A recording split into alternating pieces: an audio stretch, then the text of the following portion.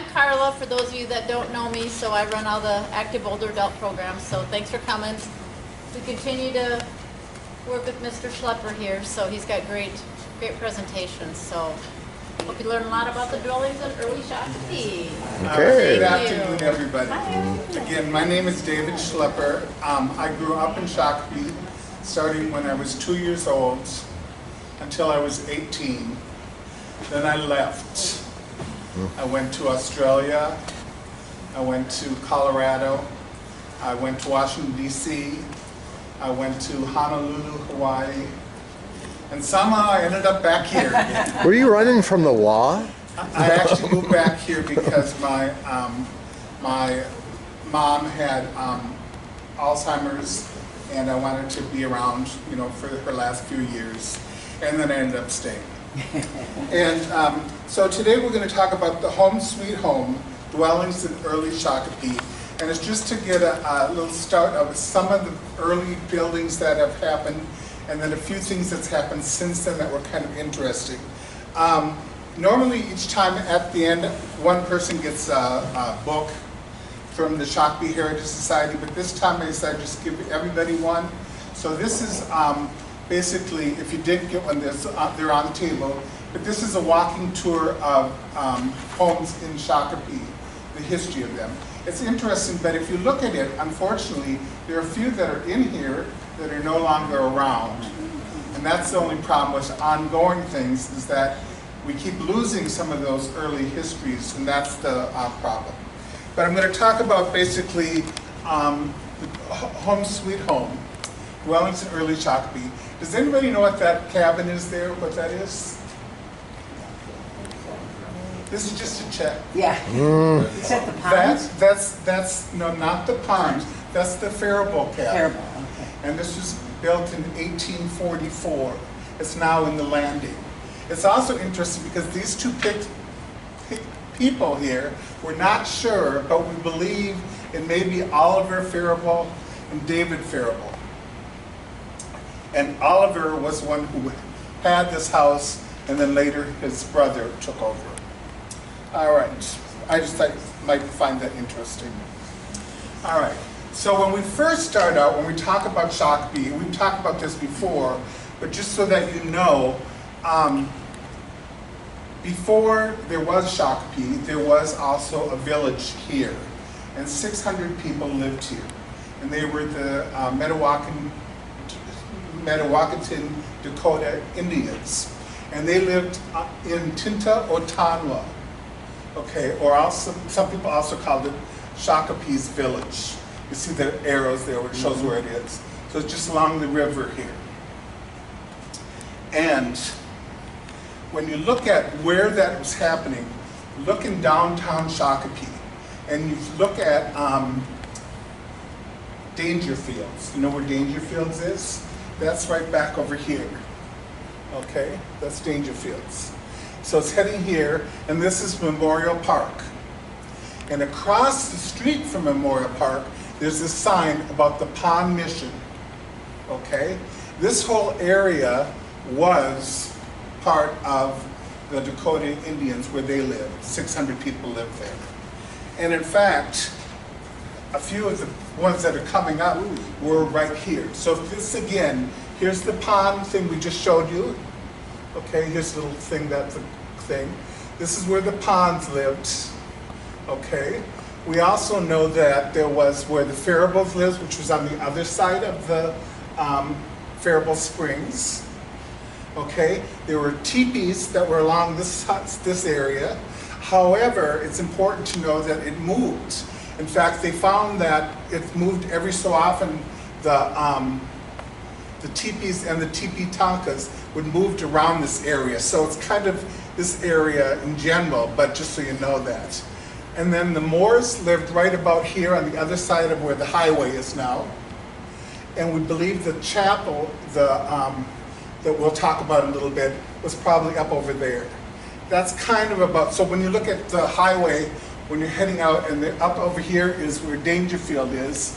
There's this West Shakopee going that way, right? Mm-hmm. This is 101, so just so you know where we're looking at, okay? So the first thing that we probably would talk about is the tipi tankas, which were in Tinta Otanwa, and again, the name of the town was Tinta Otanwa, on the Wapa, Minnesota. In other words, the river, which was later called St. Peter's River, and then the Minnesota River, okay? And they started moving here around 1690 or so, and continued to about 1858.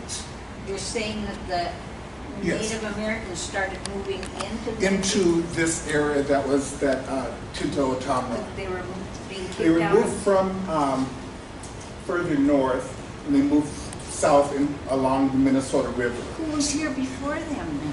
Well, there were always Indians of other kinds were there.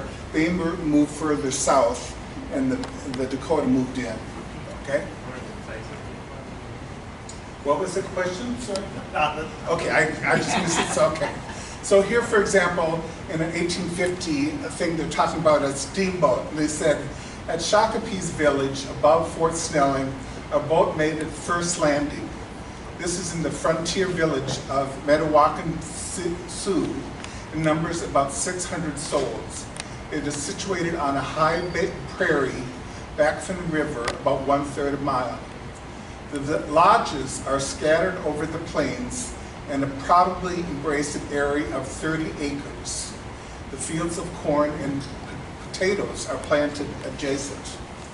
So what's really interesting is that we know that Tinta Otanwa probably, according to the book, the Shakopee story, says it started at Somerville Street, you know where Somerville, and then moved all the way to Shenandoah Drive. So just head down that way, it's just that, and then back about 3 miles south. Okay. Okay. We also know that they started on the north side of the river and then moved to the south in 1839 or so. Okay. And you know, they have just people's drawings of what they remembered, where it was. And here you have Tinta Otanwa. Okay, and they also call it Prairie de France, which is what the French Canadian called it. But just, you know, so it's this whole area. It's not the best drawings, but I just want to show you. Or here's another where they kind of show, here's the river, and this was where the corn was. This was the battlefield that happened in 1858. Okay, and here's where they lived. So again, we do know that 600 people lived here.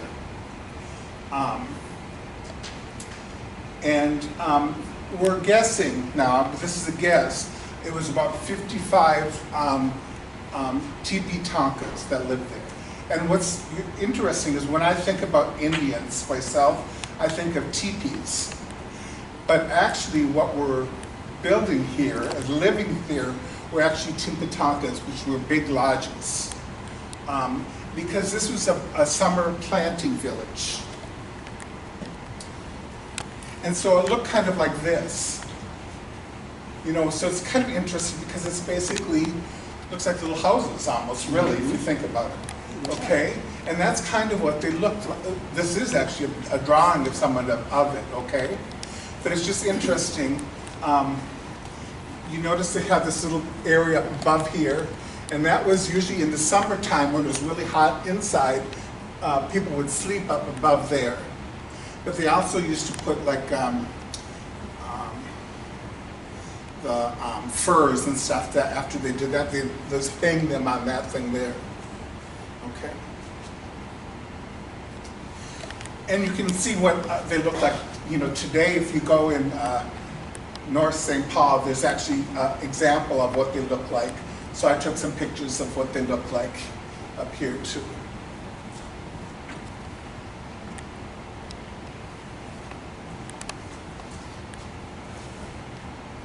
And they say that this village, Tinta Otanwa, was probably the biggest village in the area, called Shakopee's Village, or the Village of the Sixes.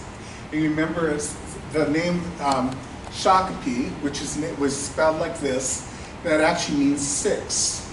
And there is belief that the original person who was Shakopee 1, his wife had 6 children at the same time.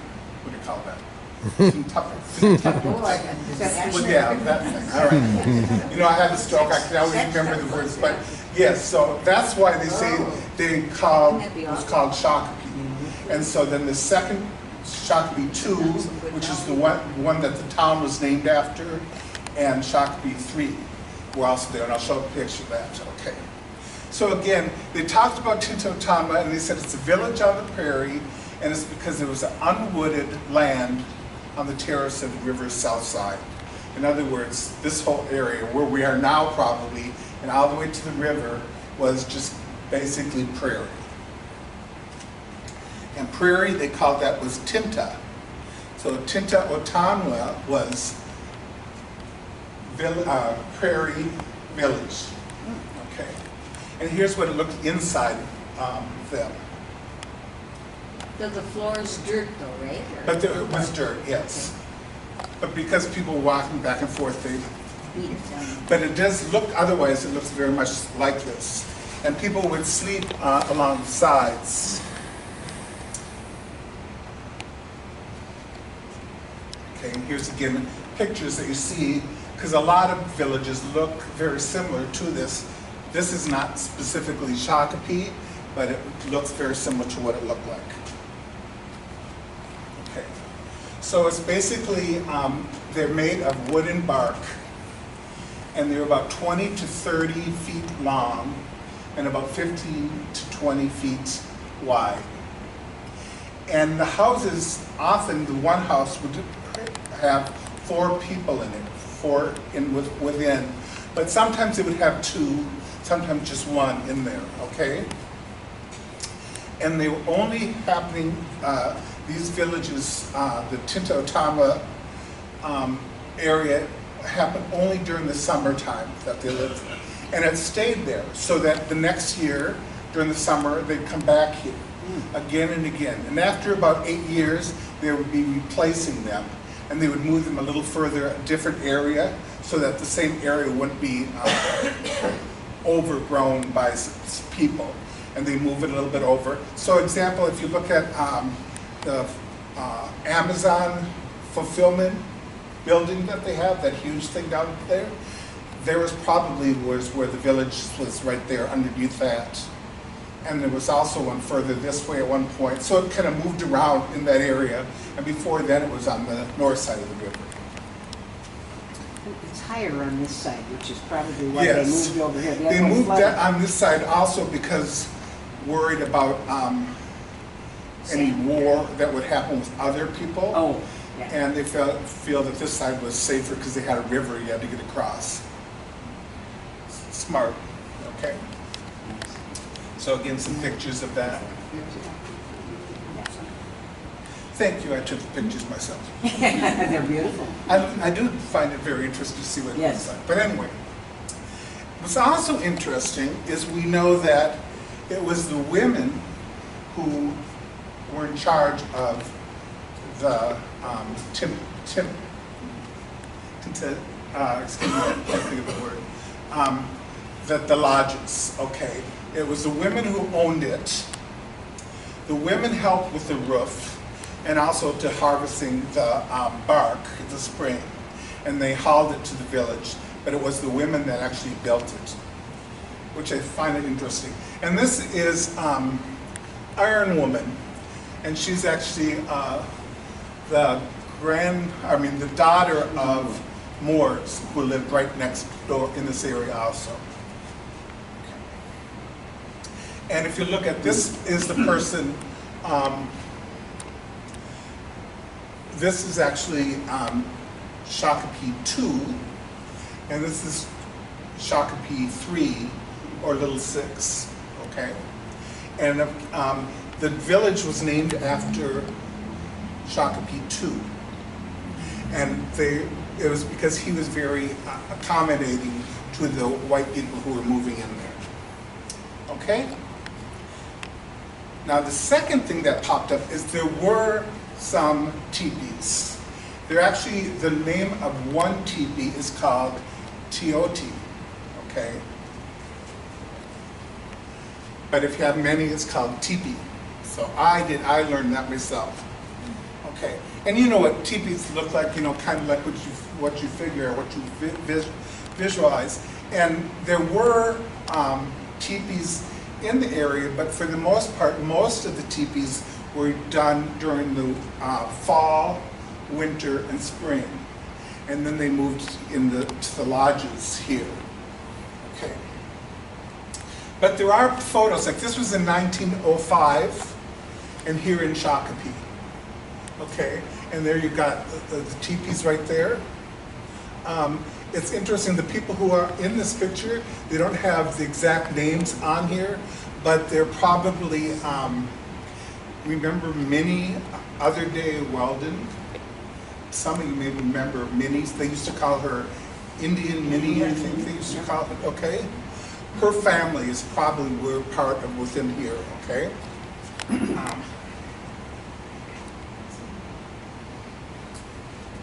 And again, they're portable and warm in the winter. And it's also interesting because again, it was the women who actually owned it, constructed it, and maintained it. So it's just interesting because we don't, you know, we have these visions of what we think is going to happen, and the reality is it was actually the women who could put them up in less than 1 hour. So they could move them from place to place to place and do that.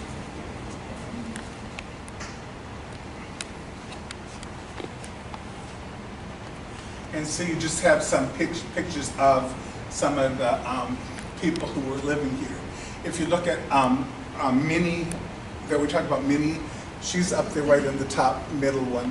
That's Minnie, I know that for sure. And I think I know some of the names of the others. But anyway, what I find interesting is here's actually a picture called A Sioux Encampment on the Banks of the Minnesota River from Nature. Great title. Okay, however, what's really interesting about it, this is Shakopee. It was in Shakopee, Minnesota Territory in 1854. And so what you see, you've got the teepee, and you've got some of the lodges, and then behind that, you see these big pictures here? Those were the town people that were moving there. So it's interesting that it's a nice picture that shows all of that is specifically of Shakopee, Minnesota. Who was this Whitefield? There was several people who were artists or painters or people who drew, and he went from place to place and he drew pictures. And so this is where this came from. There's a few others by him also, but it's an interesting picture. If you look at the Minnesota Historical Society, they have this picture there. And you can, that's how I found out about it. And then you can, because we're the Shakopee Heritage Society, we could get the picture to use for this.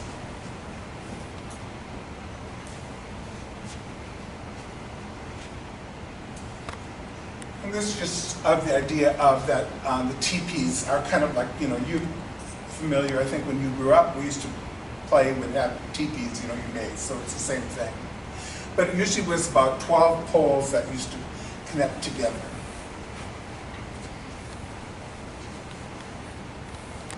And again, here's, again, in Shakopee, here's some people with a teepee here. And Were they living in there? yes, and people would live there. And they would live there through the winter in there also, believe it or not. And it actually, they say that it's very comfortable inside, even though it was very cold outside.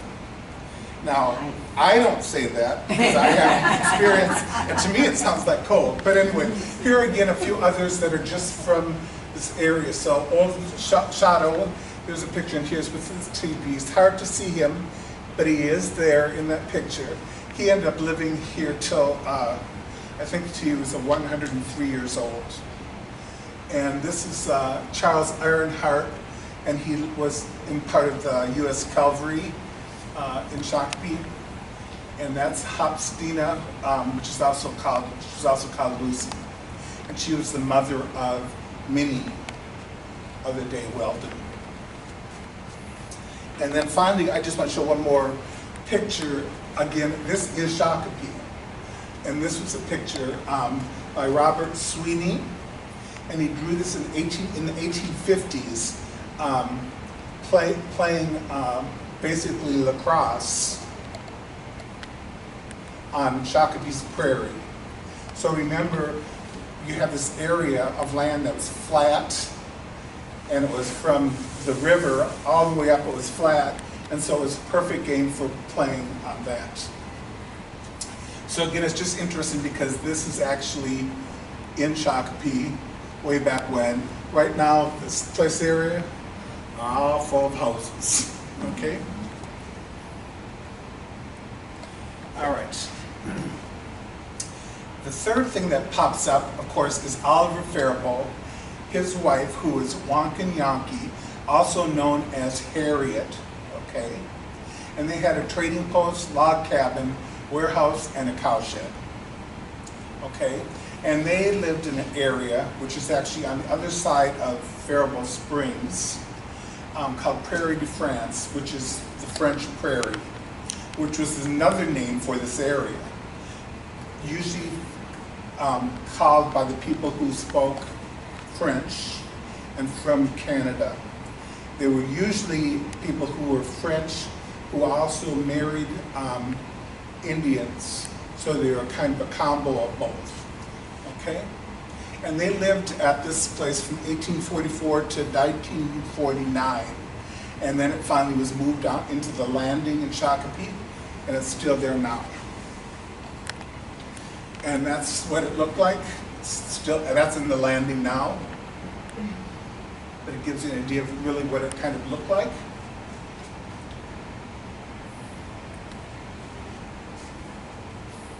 And of course they had the furs because they were a trading post. But it's interesting that if you go on the landing, they look at it and they have it set up like that they're living in the house. They have the fur area there too. But actually, the family believes that actually there was a, like kind of a cave in near the Faribault Springs. There was a cave, and then up above is where they lived. In that cave is actually probably where they had the trading posts. That's what the family believes.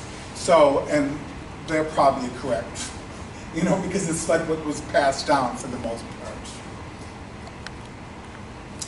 And Sarah Faribault said she remembered that her father, Oliver, built a house, which was his home, in a trading post near Little Six, Shakopee's village in 1844. It was a perfect place for a trading post because there were 3 Indian villages nearby, Gold Groves, Black Dogs, and Shakopee. And he was a very successful trader. And that's true. He did do well. Unfortunately, it was the ending of the fur trade, moving on beyond that. So did well for a while, but then it was pretty much over. Because they got all the animals? Well, because, yeah, there were less, it was hard to get fur from different things. So, you know, they started with beaver, and that was great, and then they ran out of beaver. They did the same thing with the buffalo. And they was moved further west because there used to be buffalo here in Shakopee. There used to be all of those things in the Shakopee area, okay, previously. It'd be nice if it still were there, but they're not. But there is evidence of all those things happening here. So this is just, again, what it looked like. And I'll move it kind of quickly here, but I do think it's interesting because this is the bed here, and underneath, this is Oliver's boots, and this is the moccasins of Wankiyanki, or Harriet. And they believe, of course, we talked about this before, but we believe that Wankanyapi was a full-blooded Dakota Indian. Some people say she was half Indian, but the family again says she was full-blooded, but they called her half in order to get land.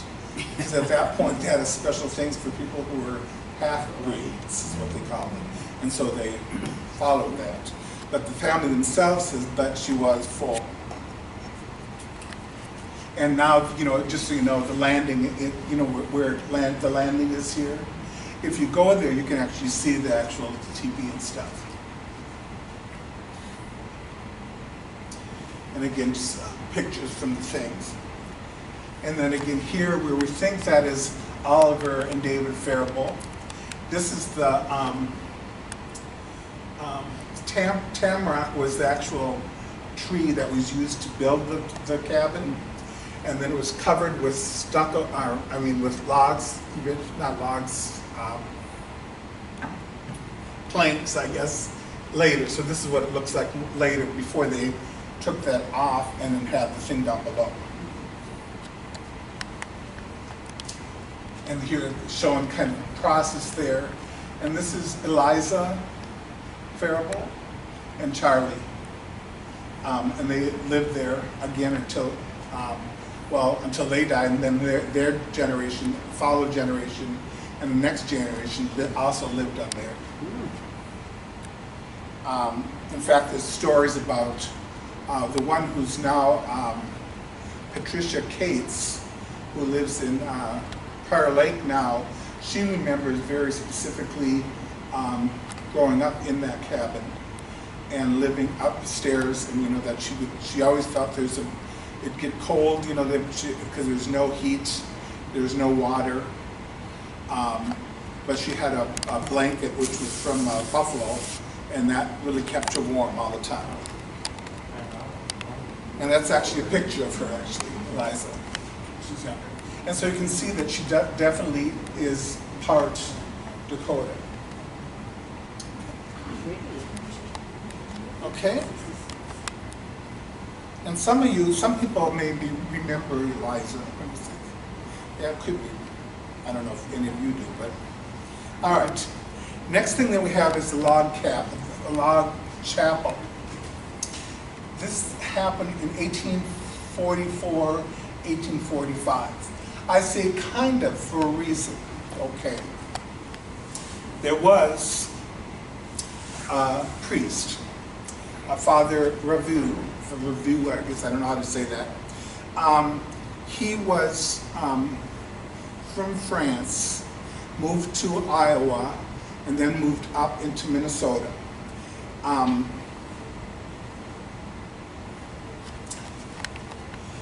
he built a mission called the Parish of St. Francis Xavier in Little Prairie, which is kind of near Chaska area now, okay?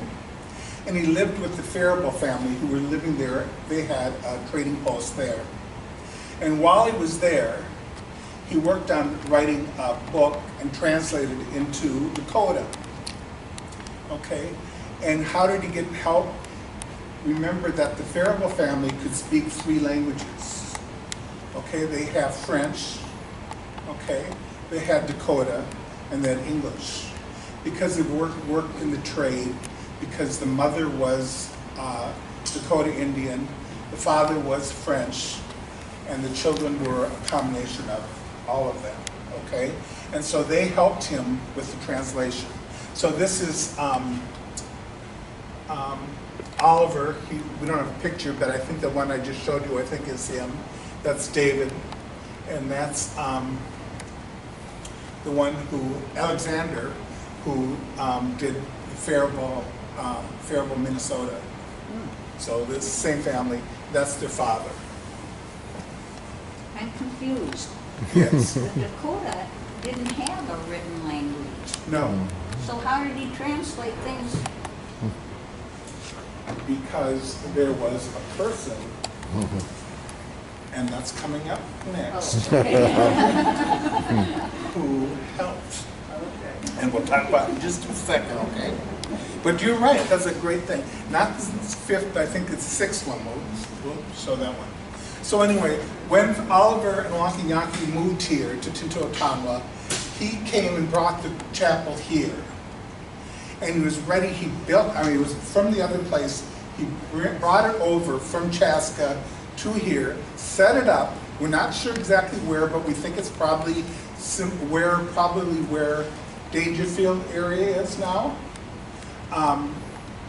But it was never used because we know that the Dakota felt that the European immigration there was too much. They didn't want it. And they said, if they're going to keep it there, we're going to burn it down. And so he said, forget this. So he took the chapel, took it back apart, put it on a boat, and went down to Wabasha. At that time, there was an H in the Wabasha, and so Wabasha with an H at the end, in 1845. And they moved down there, and they actually have the chapel there. So, and it was used there in Wabasha. So it's just interesting that there was a chapel here, Catholic chapel, but it was never used. Okay? Now I'll go to the next one, and then we'll go. So then we have the Moore's Log Cabin, which we said, if we look on the highway downtown, where the pond were, it's on the other side. In other words, part of Memorial Park, probably near the duck pond area, was probably where they had. And Hazen Moore and Marpia Rotusin, when two heirs, Anderson Moores. They lived here for about 3 years. Hazen was an Indian farmer. His job was to teach the people who already were living for 200 years here, already did with farming. He was teaching him farming. And I just have this is a look. We don't really have a picture of what this looked like. But we do know that they had a house, and it was located just as you arrived to Shakopee, near the duck pond. And in fact, we do know that there's evidence that was 10 rods, I should say, which is about 55 feet north of Samuel Pond's house, which is built the next year, so right across the way. And this is Hazen Moore on the left, okay? And this is his son, who then married this person, okay? So these people end up living there 3 years after these people leave. These people took over. So were most of the men European and most of the women native? Bingo. Exactly. That's really, it's really interesting, but that's what happened. Partly because it was white people when they were moving either from the north or from the east. It was usually the men who came. And they never brought a wife? And they didn't bring a wife, and so they needed somebody. For some of them they did, okay? And so that's what happened, okay? So again, this is Iron Woman, and he's called Make Noise by Striking, okay? So he's part Dakota. She was probably part, but probably a one-fourth white. And of course, he was Scottish. Okay. So in 1949, they moved out. Okay, they moved, and then their son, Kahato, and Rosalie continued to live there for 3 more years until 1853. Okay. Now, here comes the question you had before. Samuel Pond, Reverend Samuel Pond, and his brother, Gideon Pond, when they moved to Minnesota, they almost immediately, Samuel, I said that when they first got off the boat, he had a pad, and they asked somebody how to say cow in Dakota, and when they did it, he wrote it down. And from then on, he documented for several years the Dakota language, which was spoken, and he did written, and so that we have that. And so it's really interesting, and that's why Reverend Samuel Pond is so important for the history of Shakopee, is because they did such a huge thing. And partly is because the missionaries who came, a lot of them came, you know, it was God's duty and I need to come here and change them and make them into Christian people that we want. They believed that too, but they also was much more open to the idea of let's find out a little bit about them. And if I need to really learn about them, instead of speaking English, I need to learn their language. And so they really took charge to really document that information. And so now they have books that he's written that is some of the best information of like 1839, what did it look like back then? Because they documented all that kind of stuff. His wife is Cordelia Eggleston Pond. I always emphasize that because people always talk about Samuel Pond, but they always forget the wife. And obviously she was there too. And they came here in 1847. So 1844 was the Faribault. 3 years later was the pond. And we know that they purchased from Port Douglas in Wisconsin, brought it to Fort Snelling, then they brought it on a barge here to Tintotonwa, and Pond called the area Prairieville, which is a translation of that. And we do know that the mission house, which is still there, but only the foundation, but we know that it was with a fence there to prevent them from taking some of their crops. And here's what it looked like. Here's what it looks like now, actually, this kind of area. So just the foundation there, but it looked like this. And I think I have it. Well, here, I'll hear another thing just a sec. So in November 1847, they moved with their 3 children. Jeanette was 5, Rebecca was 3, and the baby was 1 month old when they moved in. Okay. A few days later, Samuel Jr. was there. And L. Nathan remembered, he said, there was no white children except for my brother, my 2 sisters, and myself. I recall that white women were a rare sight, and our childish eyes grew round with wonder when we saw one. So it was quite an interesting experience. And again, here's the actual pond, what it looked like. Here was it in 1909, and then it was torn down in 1909. Okay.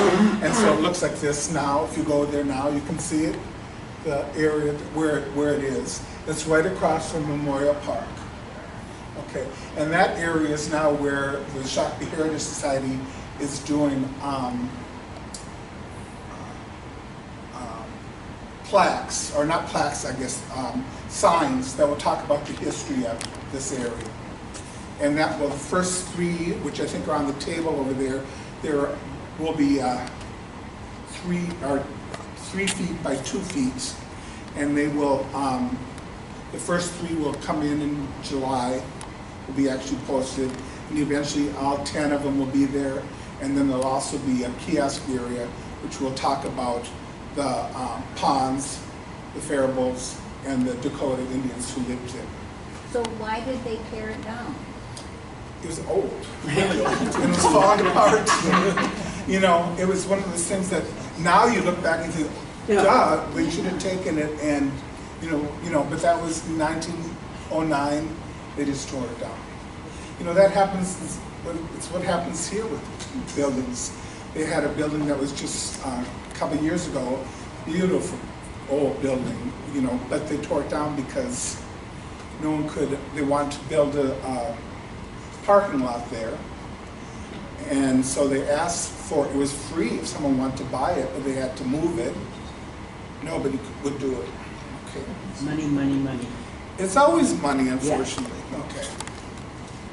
So again, the mission house, we do know that it was a comfortable place, It was filled with moisture clay, and they said it was probably bulletproof and was very warm. And there is Samuel Pond, so that's that. And we do have pictures of him. We don't have his wife. Her wife died when she was 35. Then he married to somebody else after that, though. But there is a sign. Again, this is right across the way, south of Memorial Park. Okay. We'll continue on here because we run out. Okay. The next thing that we had is a log trading store by Thomas Holmes, and that was in the summer of 1851. That's his picture. Doesn't he look good? Yeah. I just love his hair. Yeah. All right, but that's just me. We don't, there's no picture. We don't know. We know where it is. If you look, Home Street and the river, right there. Okay, so still Home Street, but continue over to the levee there. Right there is where that home is. And it was a very small little thing that was built.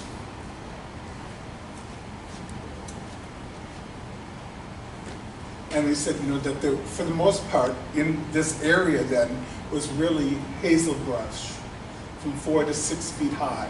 But then there were little paths that would go all over, but it all used to go towards the store there.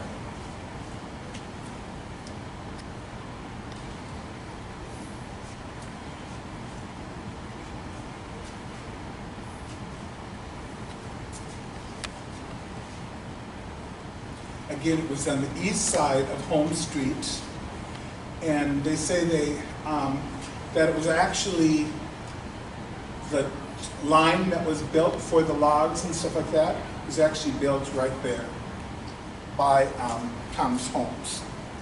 And who else worked there and built it? John Mackenzie and Emerson Shumway and Daniel Akbar. Don't have a picture of Daniel. We'll do it the other ones. And this just talks about how, but I just want to emphasize, it was supposedly 2 stories, but it was 9 feet tall. So in other words, the main floor was 8 feet tall, and the attic was 1 foot tall. And people slept up there. We didn't have. But apparently, that's what happened. Okay. And again, the Dakota would come and they'd bring their fur, and they would get money from that. And so and they also did credit and that kind of stuff.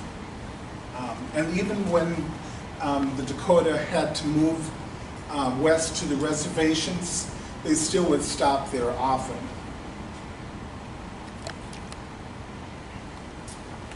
And they said eventually they had a log kitchen. Okay. And it's interesting because eventually Samuel Apgar and Melinda Perry Apgar arrived, and they actually stayed there at the time. And it was torn down in the 1860s. Okay? So again, too bad, because it would really be good to have that, but we didn't.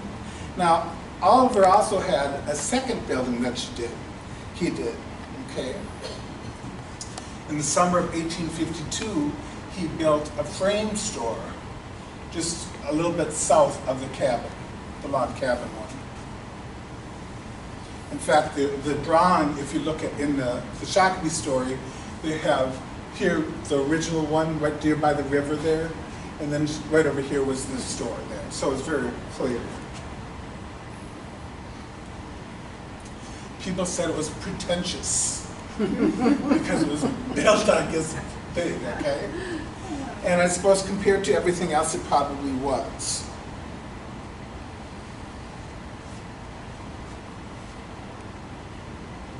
And again, it was a trading post, a city store, a dwelling, and his warehouse.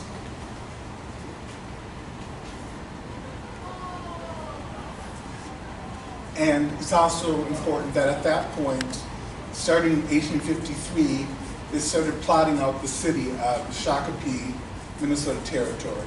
And again, at that time, remember, the name of it was Shakopee, like this, Sha, and then a space, then K with an apostrophe, Pay, Minnesota Territory.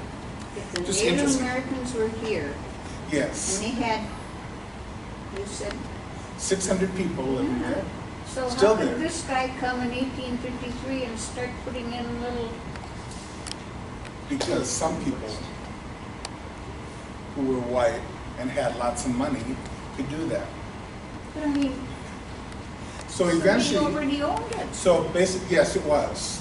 But because what was happening in 1853, that's when they would, the treaties that came that basically kicked them out eventually so that they could expand that area. And it was further west of their village. Yes, If and their it was, village stopped to at start with, Shumway, you know, yes. Holmes is over brick. So they started, yeah, before that, but then as soon as it went, then they moved further, you know. Robert Kennedy actually took the store and took care of it. Okay.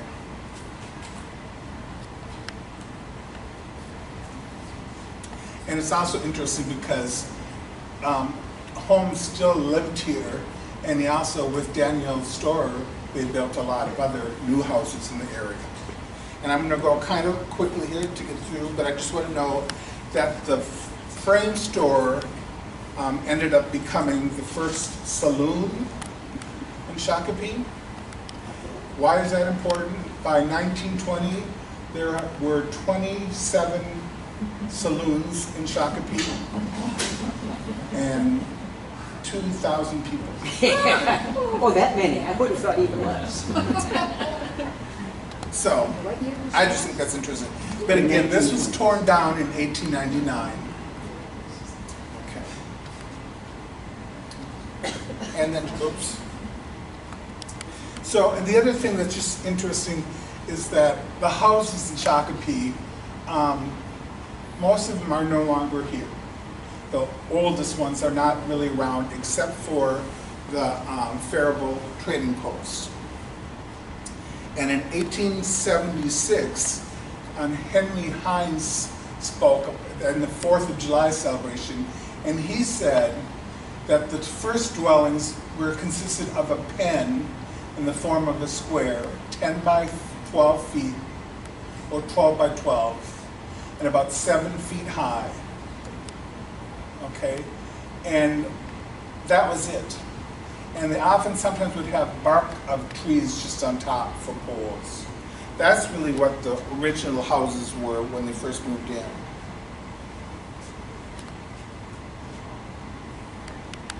And even some places, they didn't even have the roofs.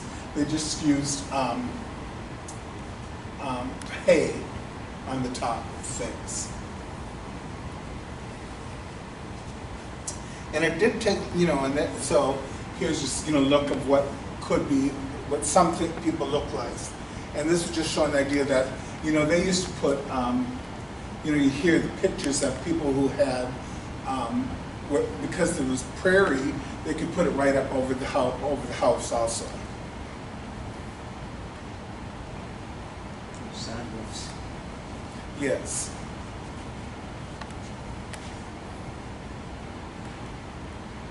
But it's interesting, though, that when they built something, then it became a place for other people to come to stay in. So you'd have this little small little place, and then they'd have this whole other family come and move in and stuff like that.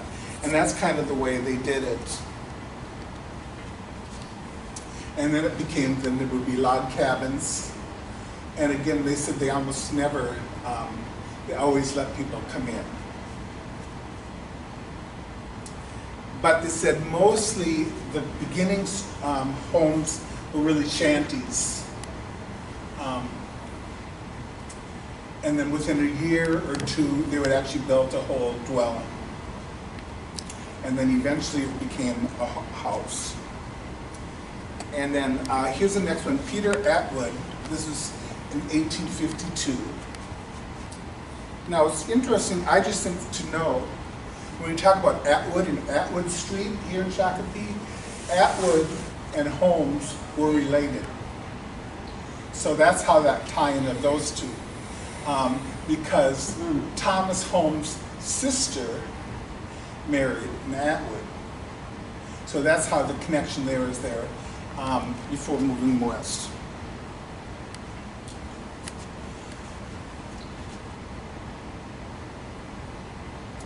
And this first building was on the north lot of blocks 3 and 4 of block 5.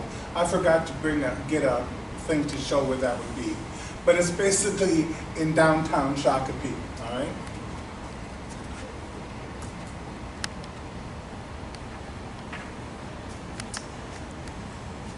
But that little building, which is very small, ended up becoming the Shakopee House, which at that time was a hotel, okay?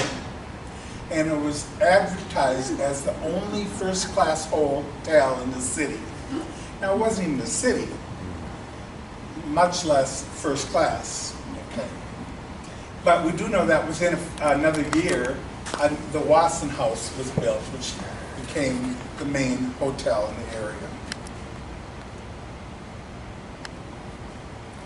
And many people lived in this place.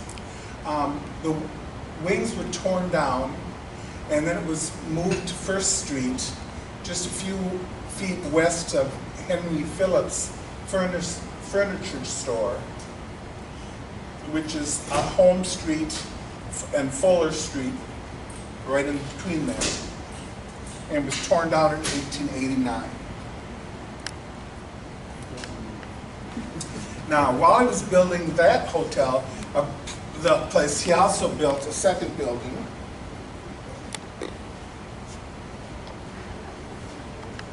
And it was a one-story frame house on the north side of Ellie, on the west side of Home Street, between First and Second Street. I'll let you figure that out, okay?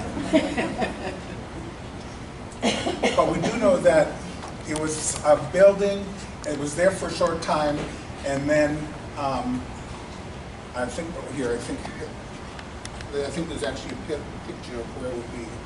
The house was 12 by 14 frame house on the lot that later became the Gutenberg's meat market in 1869.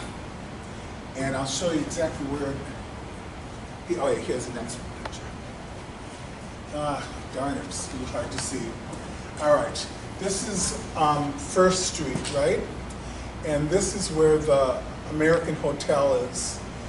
Right now, this is the sports stop, I think it's called, on the corner, okay? And straight behind that were some other buildings along here. The third one in is where it was located. On my picture, I can see it, now I see it on here, it's not quite so clear, but it's on Home Street, and it's about halfway up on the west side.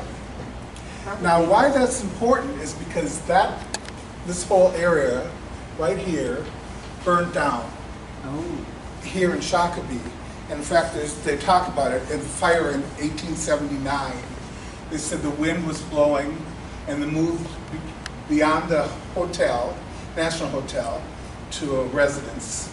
And then they moved to John Gutenberg's place, okay, which is the house that we talked about. And that whole place burned to the ground. That was what was called the city meat market at that time. And it burnt out. But it's also interesting because the building, part of it was moved to L.M. Brown's brick house on the south end of Lewis Street at 519 First Avenue. Okay, and it was used as a kitchen, and then it was used for chickens. And it's also interesting because an African-American woman was a servant in this house. And that's just kind of an interesting thing. She was 15. But the house ended up, Henry Schroeder got the house, Okay? Again, this is when they had the coop for the chicken. And the house now is owned by Don Wagner. Of course, there's no longer the kitchen or the chicken coop, but it is this one that you can see now. So, and that is right across the street from Holiday, or the Mexican church that's down on First Avenue. Right across the street is this house. So it's still there. Part of the connection is there still to the history. Now, Peter Atwood rented the house in 1854. He moved to Jordan, and he left it there. And all we know really then about Atwood, basically, here in Shakopee, is the street name. And then the frame house, that's in the top, okay. The frame house that came in 1852 was by Jane Lamont Titus, and she was part Dakota Indian, and Moses Starr Titus. Here's a picture of them, just so you know.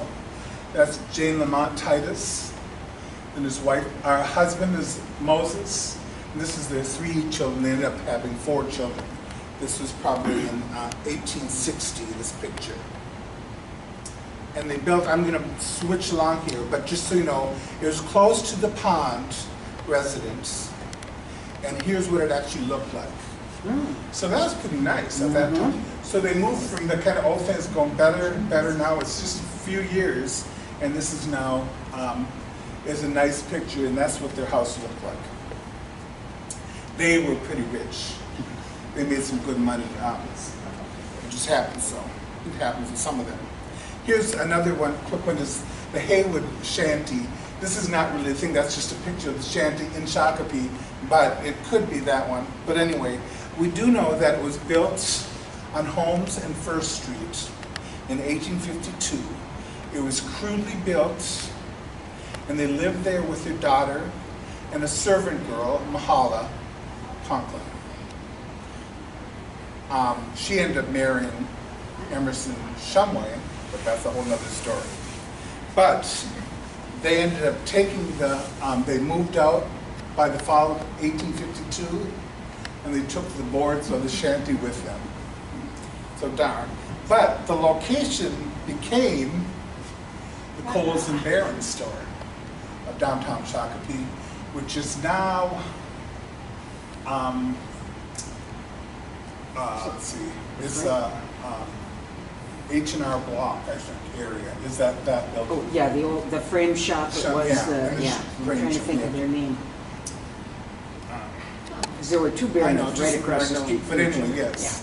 So it became Coles and Barons, then it became Barons. There were actually 3 Barons in the town that had 3 different buildings.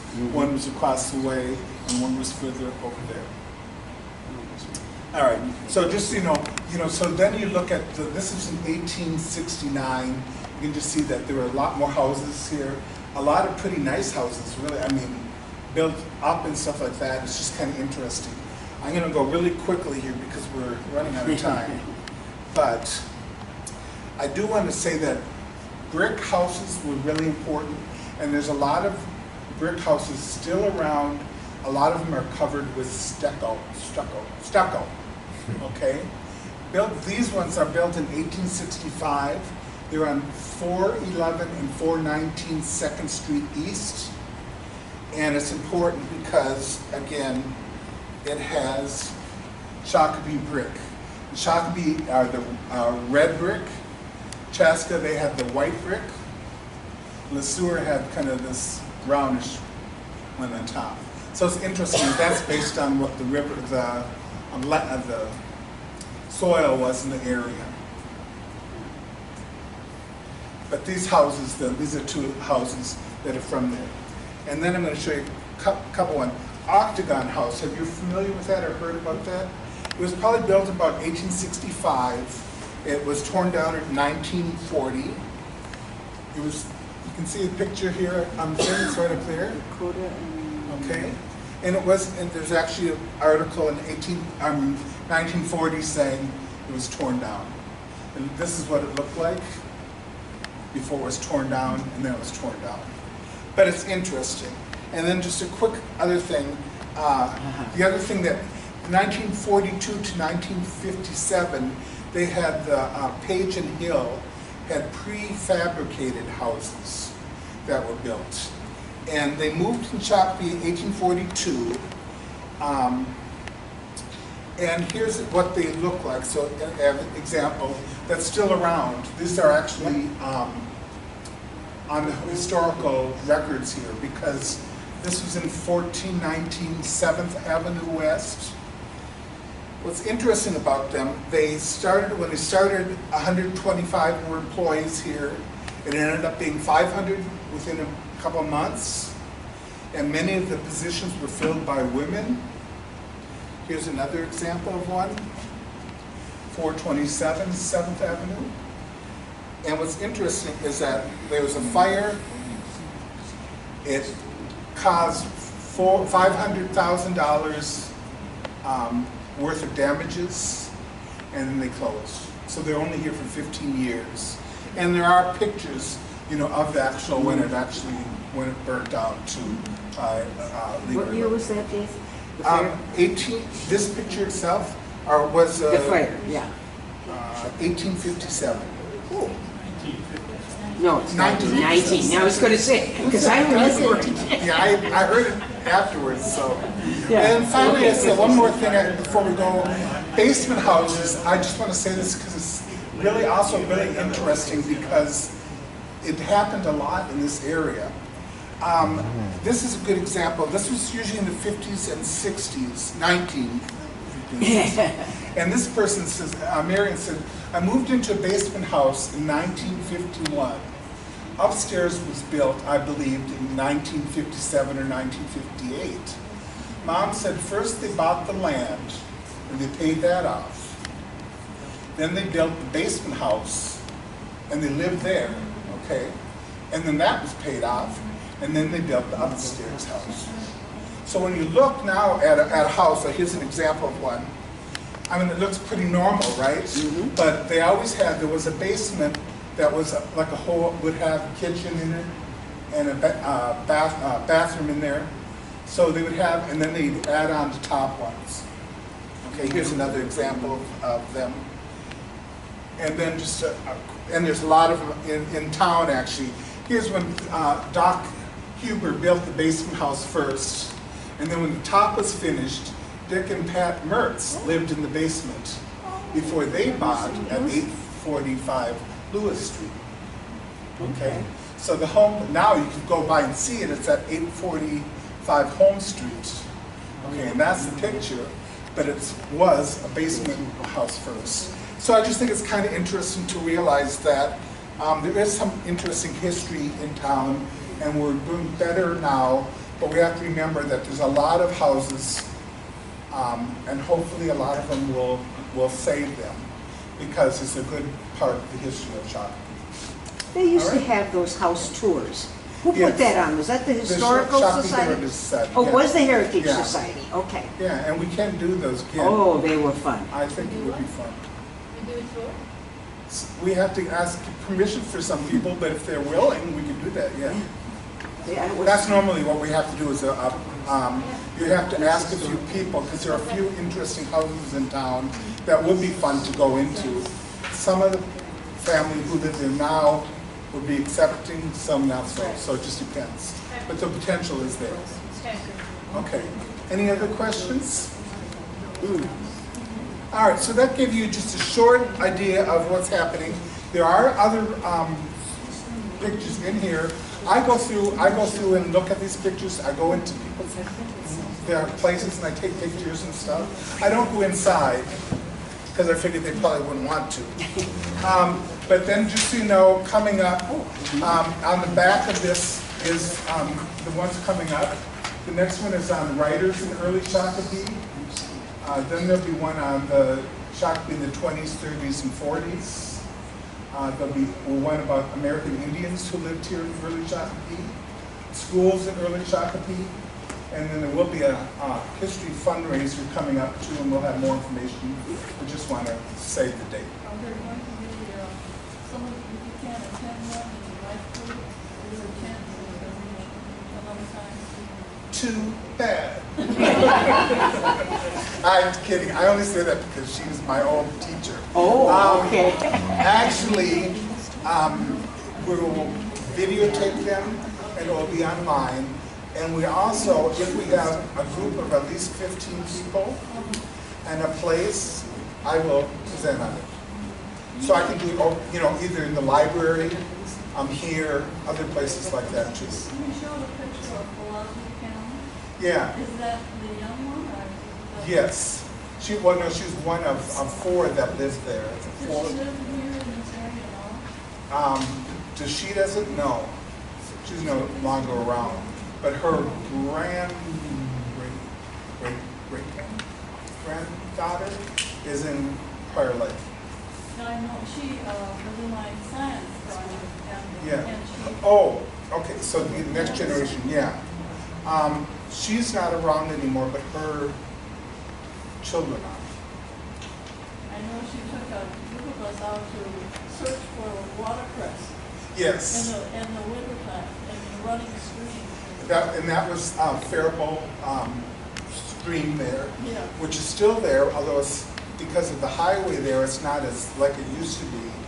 But that was really important. In fact, we know that the Faribault, that people used to have guns and stop people from stealing all their watercress. There's a whole story about that too, so. Okay. Well, thanks again, and I'll see you, Thank maybe you. some of you in another month. So we'll just do regular once a month, and we'll have to do that. Thank you.